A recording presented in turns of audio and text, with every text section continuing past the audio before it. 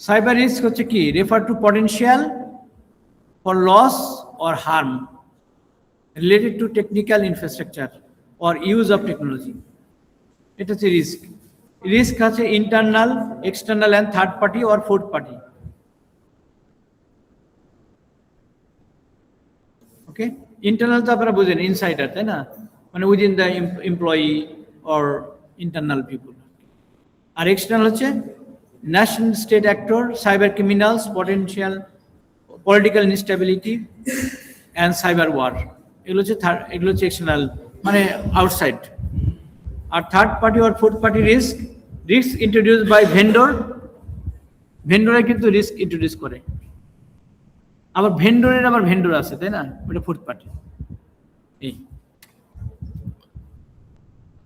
আচ্ছা, এরপর একটা কনসেপ্ট আসছে, সেটা হচ্ছে রিস্ক ম্যানেজমেন্ট। রিস্কটাকে কিভাবে ম্যানেজমেন্ট করবেন, কি concept? The lines of defence define role, audit, risk term, process owner and managing risk. Risk treatment action. Risk treatment অ্যাকশনটা কি? Steps taken to reduce or address identified risk. আপনি একটা step নিয়েছেন, কিভাবে রিস্কটাকে mitigate করবেন, সেটা হচ্ছে treatment, risk treatment action. Cyber insurance. Cyber ইন্স্যুরেন্সটা কি? জাস্ট লাইক ইন্স্যুরেন্স কোম্পানি যেটা প্রোভাইড করে, হ্যাঁ, সাইবার ইন্স্যুরেন্সও আপনি করতে পারেন, ইন্স্যুরেন্স দেবে, হ্যাঁ, provide financial protection against cyber incident. সেটাই এক ধরনের প্রোটেকশন, হ্যাঁ, এটা আপনি করতে পারেন, এটা একটা concept. BCP and DR, business continuity and disaster recovery. দেখেন, এটাও কিন্তু একটা কনসেপ্ট এই সিকিউরিটির মধ্যে, business continuity and disaster recovery. ধরেন আপনার ইনসিডেন্স হ্যাপেন্ড, তো ইনসিডেন্স হওয়ার পরে বিজনেসটা কিভাবে কন্টিনিউ করবেন? আপনার তো $1 মিলিয়ন বিজনেস, আপনি যদি 1 মিনিট আপনার সিস্টেম অফ থাকে, তাহলে তো আপনি $1 মিলিয়ন বিজনেস আপনি লস করবেন, তাই না? আছে না? ধরেন Amazon.com, ওরা প্রতি সেকেন্ডে কত $1 মিলিয়ন বিজনেস করে আপনি জানেন? তো কোনো কারণে যদি আপনি কোনো থ্রেড, যদি ইনসিডেন্ট, যদি তাদের বিজনেসকে স্টপ করতে পারে, ধরেন 1 ঘন্টা, তাহলে $1 বিলিয়ন বিজনেস তাদের লস, রাইট? তো এটা হচ্ছে যে, কিন্তু কিভাবে এই যে সাইবার সিকিউরিটি যারা এক্সপার্ট, তারাকে বিজনেস কন্টিনিউটি কিভাবে রাখতে পারে? Threat is there, threat is detected, but immediately, alternatively কিভাবে আপনি you can come back quickly and continue your business. হচ্ছে business continuity and disaster recovery. যে কোনো ডিজাস্টার হতে পারে, ফ্লাড হতে পারে, সাইক্লোন হতে পারে, ঘূর্ণিঝড় হতে পারে, তাই না, ন্যাচারাল ডিজাস্টার হতে পারে। সেটা কিভাবে আপনি প্রোটেক্ট করবেন? ধরেন সাইবার যে অপটিক কেবল সমুদ্রের মধ্যে দিয়ে গেছে, সেগুলো মাছে কেটে দিল, মনে করেন বিরাট বড় মাছ, সেখানে কিভাবে আপনি ইয়ে করবেন, কন্টিনিউটি করবেন? তো এটার উপরে কিন্তু বিশাল আবার এরিয়া আছে, বুঝতে পারছেন? কিভাবে আপনি বিজনেস কন্টিনিউটি করবেন এবং কিভাবে keep running the business and disaster recovery, এটা কিভাবে করবেন। এটা একটা ছোট্ট টপিকস না, কিন্তু এটা বিশাল টপিকস, একটা এরিয়া আছে, আপনি কিন্তু পিএইচডিও করতে পারেন এর উপরে। এটা একটা টপিকস। Crisis management. ক্রাইসিসটা কিভাবে হ্যান্ডেল করবেন? আপনার কি বুঝতে পারতেছেন দিকগুলো কত ব্যাপক এটার? যে কোনো একটা ক্রাইসিস, সেটাকে ম্যানেজ কিভাবে করবেন? তো এটার কিন্তু রুলস, রেগুলেশনস, ফ্রেমওয়ার্ক, এগুলো সবই আছে, সেগুলো ফলো করতে হবে, আপনাদের পড়তে হবে। তাহলে আপনার কোম্পানিতে যখন যাবেন, এরকম একটা সিচুয়েশন আসবে, এই ক্রাইসিসটা কিভাবে হ্যান্ডেল করবেন। যেমন মনে করেন, আমরা বলি আপনাকে যে যখন কোভিড আসলো, একটা ন্যাচারাল ডিজাস্টার, তখন বিশ্ববিদ্যালয়গুলো একটা ক্রাইসিসে পড়লো না? স্কুল, কলেজ, বিশ্ববিদ্যালয়, ছাত্ররা ক্রাইসিসে, টিচাররা ক্রাইসিস এবং প্রতিষ্ঠানের ক্রাইসিস। কিভাবে ম্যানেজ করবেন? ক্রাইসিস ম্যানেজমেন্ট টিম গঠন করতে হবে। তো এই গঠন করবেন কিভাবে? কিভাবে কাজটা হ্যান্ডেল করবে? কোন প্রসিডিউর ফলো করবে? কোন framework? Is there any framework? হ্যাঁ, তাহলে এটা crisis management strategy for handling unexpected major incident. Risk acceptance statement, formal acknowledgement of accepted risk. and risk register a document list of identified risk and their details. মানে হ্যাঁ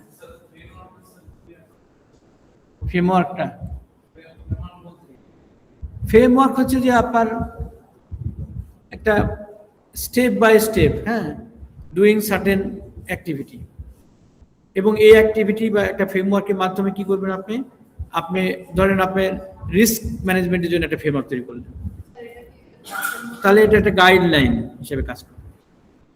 হ্যাঁ, এটা গ্রাফের মতো করবেন, এটার বিশাল ডকুমেন্টেশন থাকবে। হ্যাঁ, ধরেন মনে করেন আপনার একটা ইনসিডেন্ট ঘটেছে, তাহলে কোন ফ্রেমওয়ার্ক ইউজ করে আপনি এটাকে হ্যান্ডেল করবেন। তো বিভিন্ন ধরেন ইনস্টিটিউট অথবা গবেষণা ইনস্টিটিউট তারা ফ্রেমওয়ার্ক তৈরি করেছে, যে এই ফ্রেমওয়ার্ক ইউজ করে আপনি তাহলে এই গাইডলাইন ফ্রেমওয়ার্ক কি গাইডলাইন এটা ডকুমেন্টেশন এটা প্রসিডিউর কিভাবে আপনি। তো এই ফ্রেমওয়ার্ক শুধুমাত্র মধ্যে একটার কাজের জন্য না। যেমন আমার একটা স্টুডেন্ট, সে একটা রিসার্চ করলো, কিছুক্ষণ আগে জমা দিল, সে একটা ফ্রেমওয়ার্ক তৈরি করেছে। ধরেন বিশ্ববিদ্যালয়গুলো আছে, এই বিশ্ববিদ্যালয়গুলো রান হচ্ছে, কিন্তু আমার প্রতিষ্ঠান কতটা রিস্কি আমি কিভাবে অ্যাসেস করব? উনি বললেন ফ্রেমওয়ার্কটা কি, এটা বোঝানোর জন্য বলতেছি। আমি কিভাবে অ্যাসেস করবো বলেন?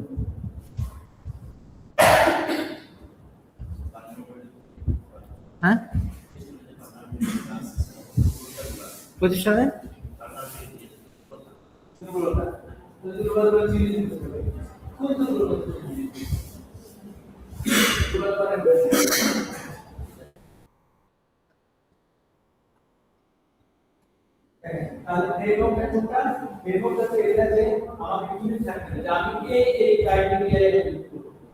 আমি ইনজেকশনটা দেখি, ঠিক আছে, আবার অথেন্টিকেশন প্রসেস ঠিক আছে,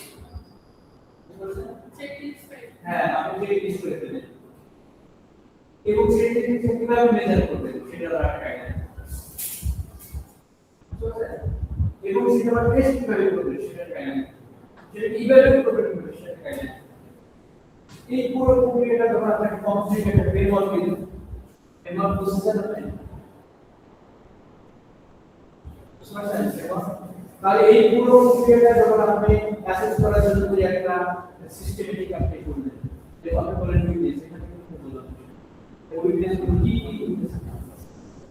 আমাদের বিশ্ববিদ্যালয়ের সিস্টেমটা চেক করার জন্য কি ধরনের বিষয়গুলো আমাদের দেখতে হবে, দেখতে হবে, স্কলারশিপ দেখতে হবে, ইনস্টিটিউশন ক্লাসিফাই দেখতে হবে, তাই না? তিনটা বলা হবে, কোনো আরো নেই, আরো ডিজিটাল ইলেকট্রনিক্স আছে, এই দেখতে হবে, কে দেখবে, কিভাবে দেখবে, তারপর থেকে এই যে দেখবে যে কোন লেভেলে আপনার রিস্ক আছে সেটাকে মেজার কি করবে, এই অটোমেটিক এগুলো প্র্যাকটিস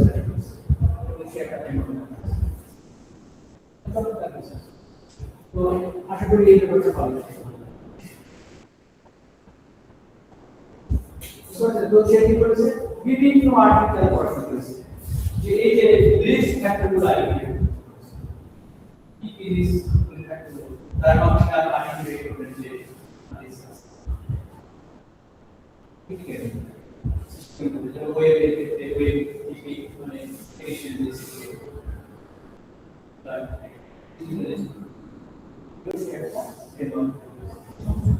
তারপরে এই গ্লোবাল ট্রেন্ড মেজার করবে, এগুলো অটোমেটিক এগুলো আবার এখানে বসে গ্রেড দিছি যে F1 2 3 4 5 কোন লেভেলে সেগুলো টোটাল আবার গ্রেড থেকে সামাই দিচ্ছি, তারপর একটা ড্যাশবোর্ড তৈরি করছি। তো এই যে অ্যাসেস করতে পারি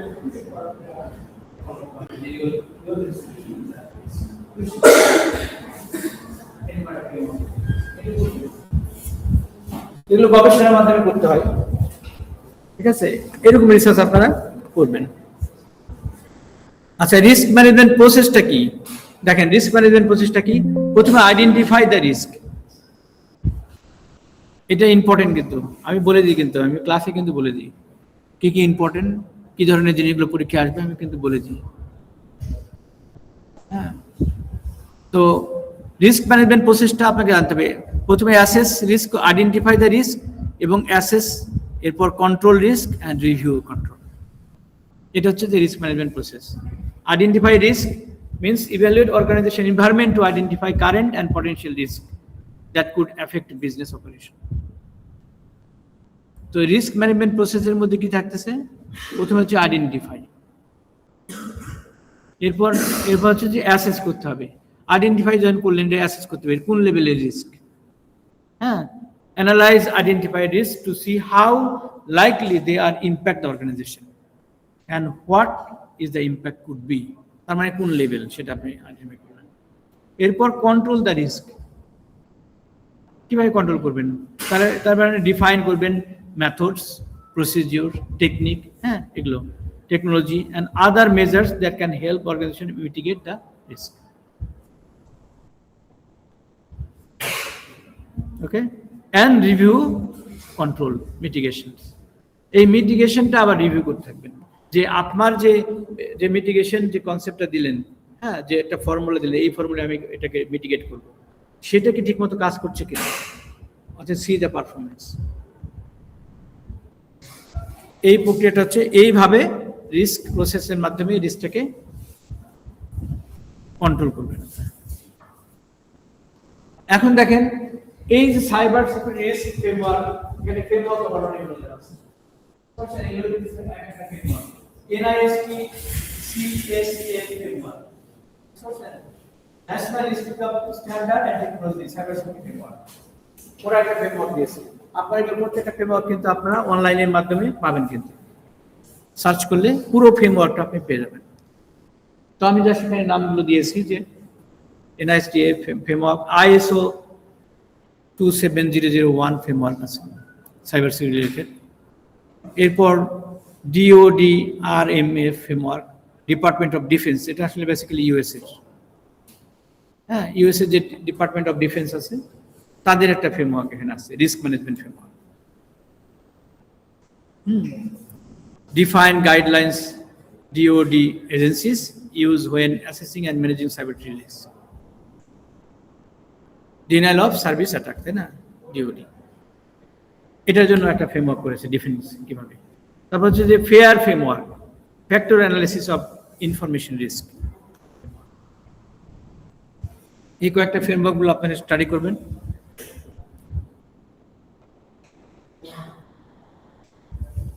রিস্ক অ্যাসেসমেন্টটা কিভাবে করবেন? Third party risk. Third party risk মানে কি ধরনের রিস্ক? এটা ইন্টারনাল, এক্সটার্নাল এবং থার্ড পার্টি, মানে ভেন্ডর স্পেসিফিক রিস্ক, ভেন্ডর যেটা রিস্কটা ইয়ে করে। Evaluate the risk posed by third party vendor or partner who have access to the organization system or data.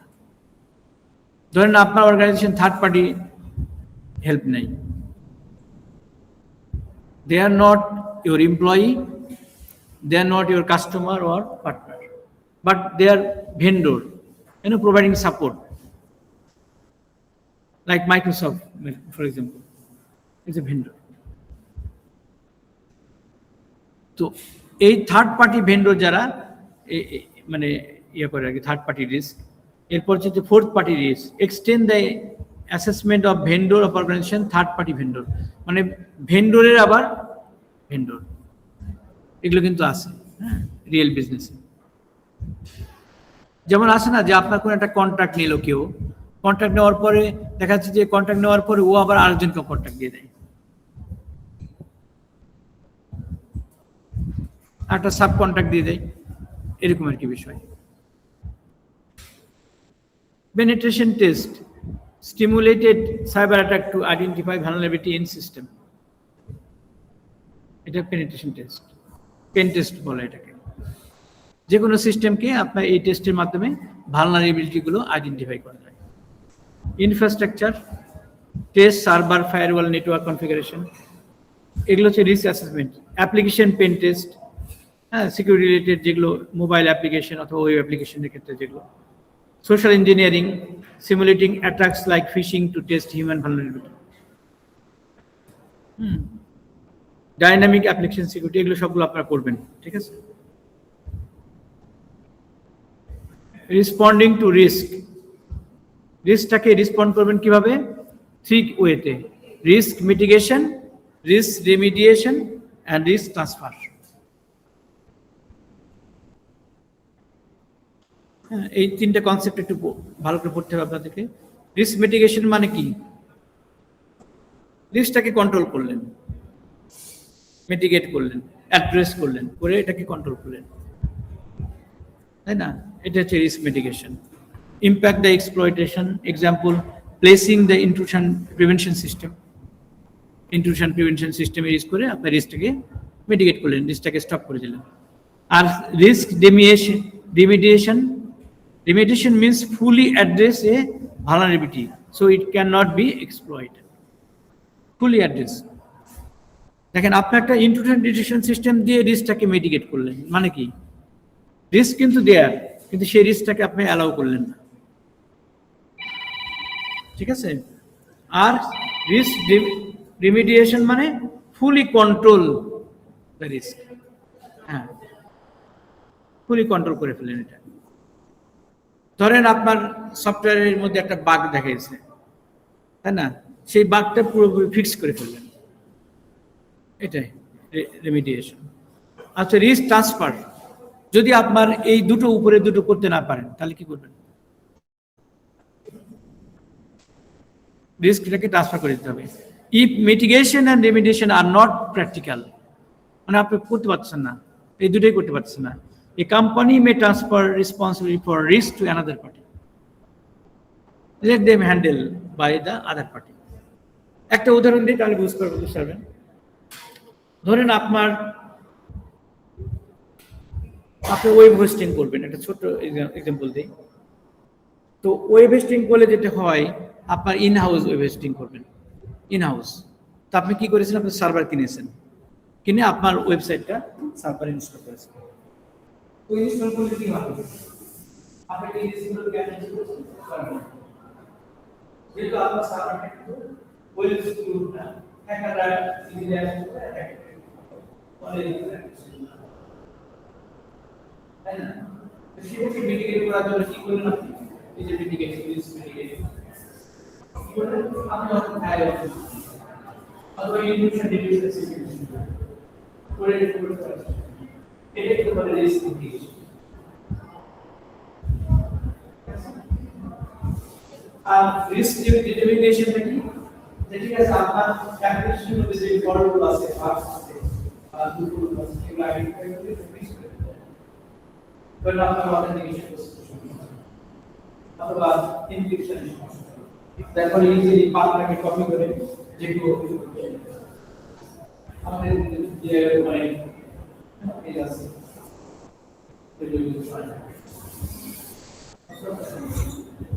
কারণ আমার অ্যাক্সেস নাই, কিন্তু ওই পাথটা দিলে আমি পাই, লগইন আছে ওই পাথটা মানে ওই অ্যাক্সেস কিন্তু আমি দেই না, তাই না?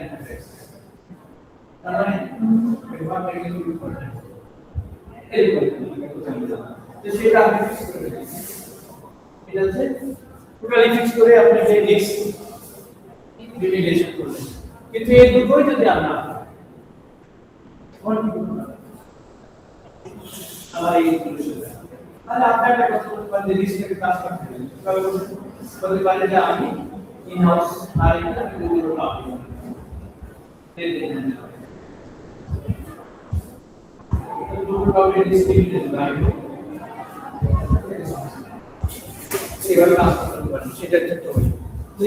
কনসেপ্ট আছে, বুঝতে পারছেন? এগুলো কিন্তু কনসেপ্ট সবই আপনাদের জানতে হবে। রেসপন্ডিং টু দ্য রিস্ক, এই বিষয়গুলো ইম্পর্টেন্ট, আমি আপনাদের বলে দিলাম। শেষ। তাহলে আজকে ক্লাসে যা আমি পড়ালাম এগুলো কিন্তু এখনই দিয়ে দিচ্ছি। এটা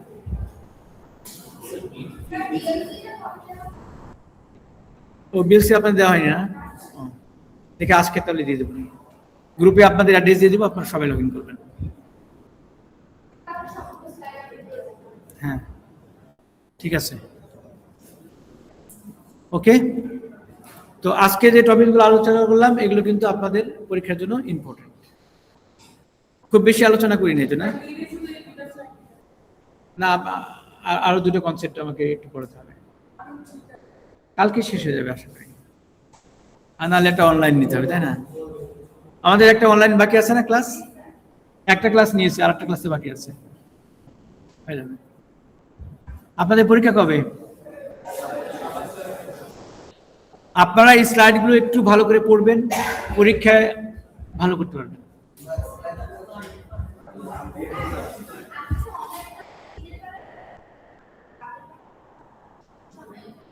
হ্যাঁ, দিনের বেলা কখন নেওয়া যায় বলেন তো?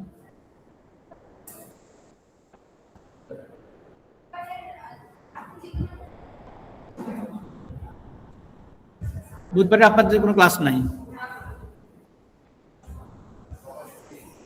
সকালে, সকাল 10টায় বা 11টায় নিলাম।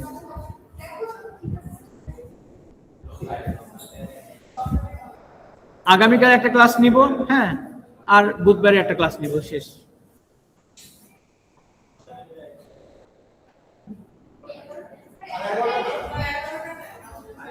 এগারোটায়, ওকে ওকে, 11টায়। ওকে, অ্যাটেন্ডেন্স প্লিজ।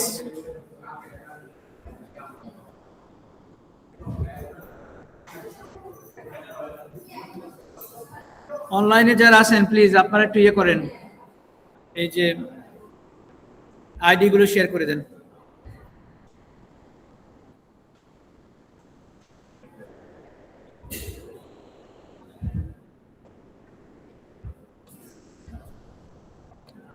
আচ্ছা, অ্যাটেন্ডেন্সটা নিয়ে নিই সিস্টেমে।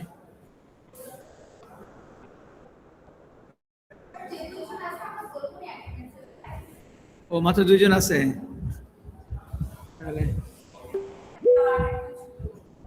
হ্যাঁ, কালকে আপনারা সবাই আসবেন, হ্যাঁ, ফিজিক্যালি। ইঞ্জিনিয়ারিং